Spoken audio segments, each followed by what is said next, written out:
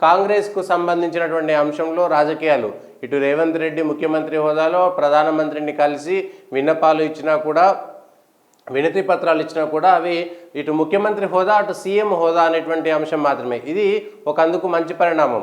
TRS Congress లేదంటే Congress BJP ఎన్నిసార్లైనా తిట్టుకోవచ్చు, కానీ ఒక ముఖ్యమంత్రి ప్రధానమంత్రి దగ్గరికి వెళ్ళి మాకు తుమ్మిడిహెట్టి నిర్మాణానికి ఇవ్వండి, ఇంటింటికి నల్లా నీరు సహకరించండి, ఇవన్నీ కావాల్సినటువంటి కోరికలన్నీ తెలంగాణకు కావాల్సినటువంటి అవసరాలకు సంబంధించిన వినతి పత్రాలన్నీ ఇచ్చినా కూడా మళ్ళీ నరేంద్ర మోడీ కాంగ్రెస్ను విమర్శించాడు. అంటే రాజకీయంగా రెండు పార్టీలకు సంబంధించినటువంటి అంశాలు వేరువేరు, కానీ అభివృద్ధి దగ్గరకు వచ్చేసరికి మాత్రం ఒకటే అనేటువంటి విషయంలో అభివృద్ధి తెలంగాణ కేంద్రం కలిసి ప్రజలకు కావాల్సినటువంటి అవసరాలను తీర్చాలి.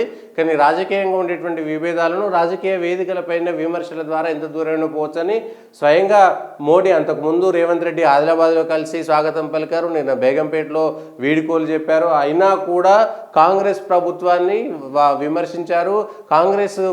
కాంగ్రెస్ పార్టీకి తెలంగాణ రాష్ట్ర ప్రభుత్వం ఆ పార్టీని నడిపించడానికి ఒక ఏటీఎంగా మారిందనేటువంటి పెద్ద విమర్శ కూడా చేశారు. అయినా మళ్ళీ అయిపోయిన తర్వాత సాయంత్రం ప్రధానమంత్రి ఆయన కలిసి మాట్లాడుకున్నారు. మాట్లాడిన తర్వాత కూడా దాంట్లో చాలా స్పష్టంగా ఇద్దరు కలిసి జోకులు వేసుకునేంత, అంటే ఒక ప్రధానమంత్రి పక్కన ఉన్నటువంటి ఎంపీ పోతుగంటి రాములు సీఎం నా ఓటరే, నా నియోజకవర్గంలో ఉండేటువంటి ఓటరే అని మాట్లాడితే, అయితే ఇంకేంటి బీజేపీకి ఓటేయండి అనేటువంటి మాట మాట్లాడారు. అంటే ఎంత జోవియల్గా ఉండాలి రాజకీయాలు.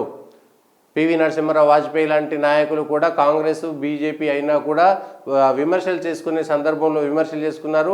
అవసరమైనప్పుడు కలిసి కవితలు చెప్పుకున్నటువంటి సందర్భాన్ని కూడా మనం చూసాం. ఇట్లాంటివి మనకు కావాలి. ఈ విషయంలో రేవంత్ రెడ్డి కాంగ్రెస్ అయినా బీజేపీ ప్రధానమంత్రి అయినా కూడా ఇద్దరిని అభినందించాల్సినటువంటి అంశమే, స్వాగతించాల్సినటువంటి అంశమే. కలిసి వినతి పత్రాలు ఇచ్చుకోవచ్చు, ఆ తర్వాత కలహించుకోవచ్చు, రాజకీయాలకు సంబంధించినటువంటి వైరుధ్యాలను కావాలని చెప్పుకోవచ్చు. కొత్త ఏటీఎం తెలంగాణ అనేటువంటి అంశాన్ని కూడా స్పష్టంగా చెప్పారు. కొత్త ఏటీఎం తెలంగాణ, కాంగ్రెస్ పార్టీకి కొత్త ఏటీఎం తెలంగాణ. ఇప్పుడు కర్ణాటక ఉండింది, ఇప్పుడు తెలంగాణ వచ్చింది. దేశంలో కాంగ్రెస్ ప్రభుత్వాలను కాంగ్రెస్ పార్టీ ఏటీఎంగా వాడుకుంటుంది అనేటువంటిది మొదటి నుంచి విమర్శిస్తున్నారు. నిన్న కూడా విమర్శించారు అనేటువంటి అంశాన్ని స్పష్టంగా మనం చెప్పుకోవచ్చు. అంటే పార్టీల మధ్య ఉన్నటువంటి సన్నని విభజన శత్రుత్వంగా మారకూడదు. రెండు పార్టీల మధ్య విభజన ఉండాలి.